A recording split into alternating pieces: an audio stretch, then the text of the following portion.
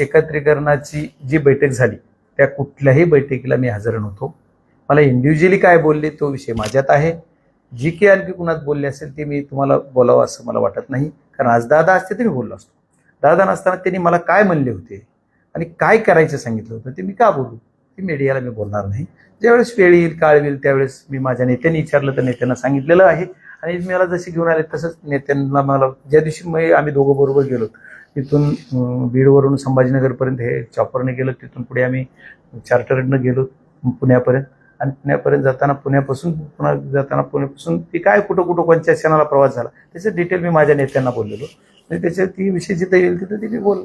याच्यामुळे ह्या विषयावर काय बोलावं असं मला वाटतं, कारण त्याचा उपयोग नाही. माझी इच्छाचा विषय, माझी एकच इच्छा आहे की दादांचा माझ्या विचार शेवटपर्यंत राहतो. माझी इच्छाला काय किंमत आहे. शरद पवार कुठेतरी ताबा घेतील पक्षाचा या भीतीपोटी अजित पवारांच्या चिठ्ठीची आधीच शपथविधी द्यायला भाग पाडलं असा आरोप रामदास कदम यांनी सुनील तटकरे यांच्यावर केला. कुठेतरी आता राजकारणामध्ये गलिच्छ नाही. हे बघा, ह्या विषयाला कोण ताबा घेते कोण काय होते. ज्या माणसावर आम्ही परमेश्वरा एवढं प्रेम करत होतो असा माणूस निघून गेला, माहित होतं का कोणाला? काळाच्या पोटामध्ये काय दडले, नियतीला काय घडवायचंय हे कुणालाही कळत नाही. त्याच्यामुळं पुढं काय घडणार आहे ह्याच्यावर बोलण्यापेक्षा आज काय चालू याच्यावर बोलू. कुणी काय केलं, कुणी कसं केलं, कुणी असं केलं, हे राजकीय परिस्थिती असते. ते झालं, त्यांनी घेतली, त्यांना का परिस्थिती निर्माण झाली घ्यावासारखी किंवा का त्या दिवशीच घ्यावा लागली याचे कारण वेगळे वेगळे असू शकतात. मी उगाच काहीतरी बोलून काय होणार आहे, त्याच्यामुळे तो विषय नाहीये. त्यांनी त्या परिस्थितीनुसार त्यांनी घेतलेला निर्णय त्यांच्या दृष्टीने योग्यच असेल आणि असेल. माझ्या दृष्टीनं मला त्याच्यावर कुठलं रिॲक्ट व्हावं, मी काय बोलावं ह्याचा अधिकार मला नाहीये. त्याच्यामुळे मी ती शपथ का घेतली याच्यावर काही बोलणार नाही. आणि पवारसाहेब ताबा घेतील का त्याच्यावर कुणी बोलण्याची काही गरज नाहीये. पवारसाहेब जे आहेत पवारसाहेब ताबा घेतील तर पवारसाहेबच पवार कुटुंबाचे प्रमुख आहेत. कालही होते, आजही आहेत आणि उद्याही पवारसाहेब आहेत. तोपर्यंत पवारसाहेबच कुटुंबाचे प्रमुख राहणार. राजकारण सुट. अंजली दमन या रात्री असं म्हणाल्या, सुनील तटकरे, प्रफुल्ल पटेल आणि पाटील पवार यांनी कट केला नाही का असा मला संशय, शंका आहे. त्यांना हे सगळं करायचं होतं. नाही, आता हे बघा, या तपासाबाबतीत ह्या घटनेबाबतीत वेगळे निष्कर्ष येतात, निष्कर्ष काढतात वेगळे लोक, वेगळे विषय आहेत. मी खासदार म्हणून, मी अजितदादांचा एक सच्चा कार्यकर्ता म्हणून, त्यांचा एक शिष्य म्हणून माझी एकच मागणी असेल, याचा तपास झाला पाहिजे. आणि ह्याचा कट रचला का, काय केलं का, ह्याच्यावर भाष्य मी आज नाही करणार. ही विषय वेगळे होतील. कोण कधी काय बोलायचे ते आता 13 दिवसाच्या नंतर, म्हणजे सोमवारच्या नंतर रोहित दादांनी पण डिक्लेअर केले ते बोलणार आहे त्या विषयात, ते बोलते. पण मला जे तुम्ही प्रश्न विचारला त्याच्या अनुषंगाने जर विचार करायचा झाला तर कोण काय बोललं ह्याच्यापेक्षा त्याचा तपास झाला पाहिजे. कारण त्या तपासावर आणि त्या घटनेवर संशय घ्यायला जागा नक्की आहे. कारण जी गव्हर्नमेंटची कंपनी आहे त्यांनी सुद्धा डिक्लेअर केलं सुरुवातीला 6 लोक. मग ती दादा घरी येऊन किती वाजता निघाले, देवगिरीहून एअरपोर्टला कधी पोहोचले, एअरपोर्टवरून म्हणजे घरी येऊन निघालेला CCTV फुटेज असला पाहिजे.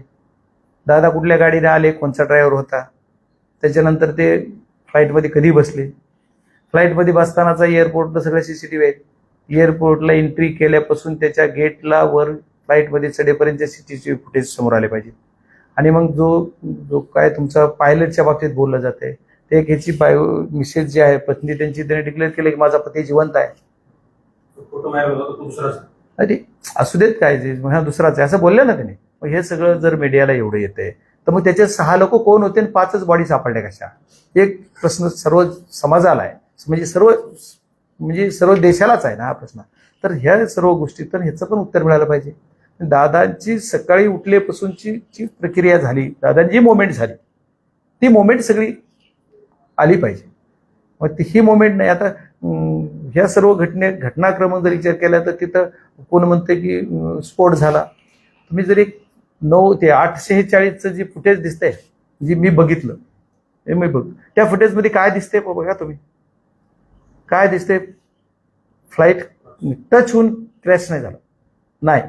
त्याच्यात मला जेवढं कळतंय, ठीक आहे, तुम्हाला क्रॉस झालं, टिल्ड झालं, ठीक आहे, पण जमिनीला टच व्हायच्या अगोदरच ब्लास्ट झालाय.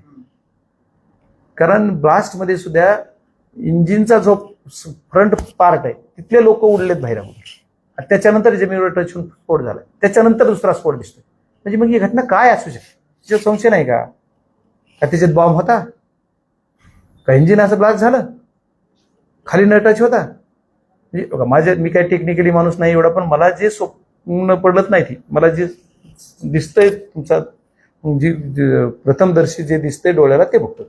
आता त्याचा ती बॉक्स सापडलाय, त्याच्यावर काय होईल, मध्ये काय चर्चा झाली, काय बोलले पायलट, काय बोलले, खूप म्हणजे कोण कोण दोन्ही पायलट काय बोलले, सगळे ते हे तर जीव तर गेला. पण ती जीव दादांचा गेला म्हणून दादांचा तर आहेच आपल्याला सर्व दुःख, पण ज्यांचा बाकीचे दुसरे बी गेले त्यांचं दुःख आहेच ना आपल्याला, असं नाही. त्यांचे शेवट फॅमिली, त्यांचं घर, त्याचं आहे, बॉडीगार्ड होता. मग ही तुम्ही कसे आले, त्यांना कोणी कशामुळे कशी परवानगी दिली, काय झाली? आता एवढा VIP मुवमेंट आहे, एवढा महाराष्ट्राचा टॉप मोस्टचा लीडर आहे, आणि यांचे जर तिचे विमानात काय बिघाड होता का, त्याच्यात पायलट कसा बदलला, कोणचा पायलट आला, त्याचं पूर्ण रेकॉर्ड आहे ना, ते देतील लवकरात लवकर यायला पाहिजे, येईल बाहेर. आणि त्याचा तपास अंजली दमानियांचं थेट म्हणणं आहे, पार्थ पवार, सुनील तटकरे, प्रफुल्ल पटेल नाही यांनी केलं नाही ना. हे बघा, मी काय म्हणतो, ह्याचा तपास झाला पाहिजे आणि ही सगळी सत्यता बाहेर आली पाहिजे. जोपर्यंत त्याच्यावर काही येत नाही त्यावर मी काय बोलू, कोण काय बोललं ह्याच्यावर मी कसं बोलणार, मी का बोलणार त्यांच्यावर? मला जे वाटतं ते मी बोलणार. माझी एकच मागणी महाराष्ट्राला किंवा महाराष्ट्राच्या यंत्रणेला, देशाच्या यंत्रणेला, जे तपास यंत्रणा आहे त्यांना याचा तपास झाला पाहिजे, झालाच पाहिजे. ठीक आहे, काही रॉ सारख्या एजन्सीला त्याचा तपास दिला पाहिजे का, आणि अहवाल आल्यानंतर हे सर्व सार्वजनिक केलं पाहिजे का? हो, 100%. ज्या ज्या उच्चस्तरीय समिती तुम्ही रॉला दिलं तरी काय प्रॉब्लेम नाही, दिलं पाहिजे. आणि सार्वजनिक करायला काय अडचण आहे? और एवढी मोठं माणूसच गेला तर सार्वजनिक नाही करायला त्याच्यात काय अडचण आहे? तुम्ही त्याच्या 100% केलं पाहिजे. माझं स्वतःचं मत आहे, केलं पाहिजे सार्वजनिक, काय प्रॉब्लेम. अमोल मिटकरी पहिल्यापासून प्रश्न उपस्थित करतायत. ते CCTV म्हणला तर CCTV बाहेर येत नाही, ते कधी गाडीत बसले सांगितलं जात नाही, आणि तो 6वा माणूस नेमका कोण होता याचे प्रश्न. नाही, त्यांचं पण बाईट मी ऐकलेलं, पण ठीक आहे, ते बोलले ते मग माझं पण तेच मत आहे ना. ते मी बोलायच्या अगोदरपासून मी बाहेर देशात होतो कळली घटना त्यावेळेस. ते मला इथवर यूज तर मला तेच प्रश्न होता की काय कसं झालंय कसं, कारण ती CCTV काय त्यावेळेस बाहेर आला नव्हता, तो हे आला नव्हता माझ्याकडे. CCTV फुटेज जो एअरपोर्टचा दिसतोय त्याच्यामुळे तो प्रश्न सर्वांनाच पडलेला आहे. जे बोलले ते बघितलंय मी त्यांचं. दोन्ही राष्ट्रवादीच्या एकत्रीकरणावर संजय शिरसाट असे म्हणाले की 2022लाच शरद पवार हे NDA मध्ये सामील होते. ठीक आहे, त्यांच्याकडे माहिती असेल त्याच्यामुळे ते बोलत असतील, मला त्यावेळेस माहिती नाही. जो अपघात घडला त्या अपघातामध्ये जो पायलट होता याच्या अगोदर 2 वेळेस सस्पेंड करण्यात आलं होतं पायलटला ट्रेनिंगमुळे, आणि त्याचबरोबर जे विमान आहे ते विमान देखील या कंपनीचे विमानाचे अनेक अपघात घडले होते.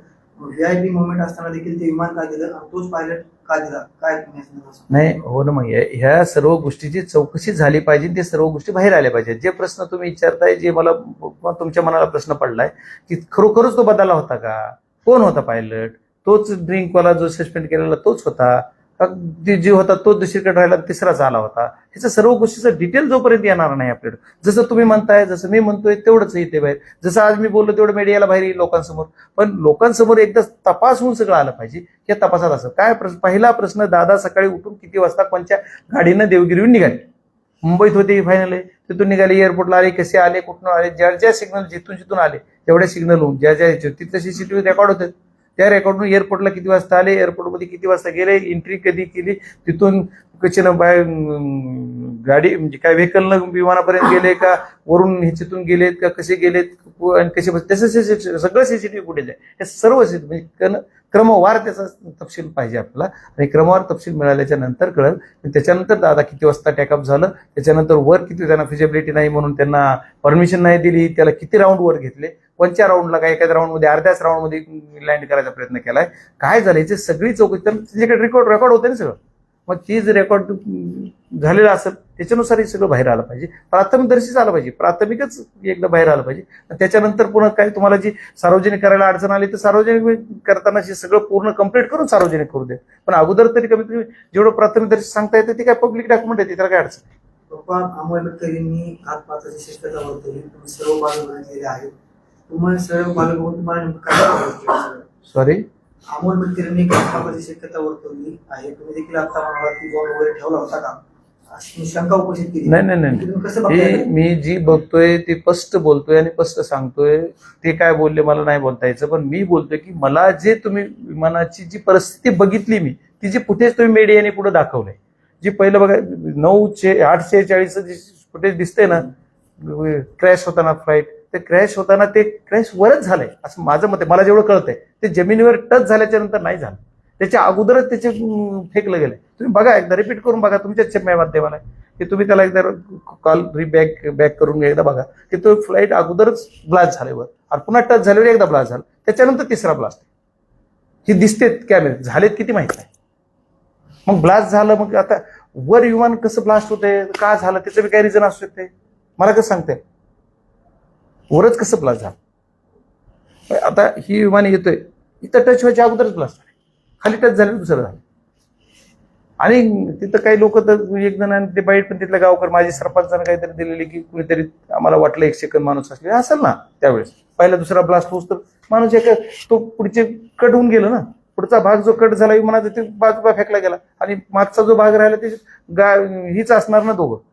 विमानामध्ये बसायची सिस्टीम कशी असते, पायलट पुढं, त्याच्यानंतर सेंटरमध्ये पायलटच्या त्याच्या तिथं आपलं तुमची ती मुलगी असेल माळी हा आणि त्याच्यानंतर पाठीमागं दादा असणार आणि तो गार्ड त्यांचा मागं, ती बसायची सिस्टीमच अशी असते. मग ते 2 माणसं मागं होते किंबहुना ते दादा तीच असू शकतात. मग तिथं जर मदत झाली असते ते वाचले असते आपल्याला राहिले असते. आता ठीक आहे ती त्याच्यावर आज त्याच्यावर काय बोलून हे नाही ना.